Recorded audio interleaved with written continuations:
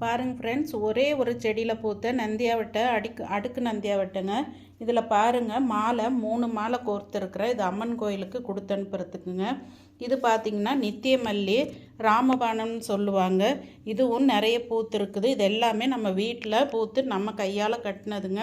கோவிலுக்கு கொடுத்து அனுப்ப போகிறோம். அதே மாதிரி செண்பக பூவும் பூத்துருக்குங்க. இந்த அளவுக்கு தான் பூத்துருக்கு, அதனால் மாலை கட்டலைங்க. பாருங்கள், நல்லா செண்டாக இருக்குது. ஊசின்னு உள்ளதான் கோர்த்துருக்குறேன். இன்னும் டிசைனாக கோர்க்கறதுக்கு இது ரொம்ப பெரிய பூன்றதுனால வேறு எதுவும் கூட ஆட் பண்ண முடியலைங்க. காம்பு ரொம்ப சின்னதாக இருக்கும். இந்த அளவு கோர்த்து கொடுத்துருக்குறேன். நான் கோயிலுக்கு இப்போ கொடுக்க போகிறேங்க. இதே மாதிரி நீங்களும் ஏதாவது ஒன்று உங்களால் உங்கள் கையால் கோர்த்து சாமிக்கு கொடுங்க. ஓகே, பாய்.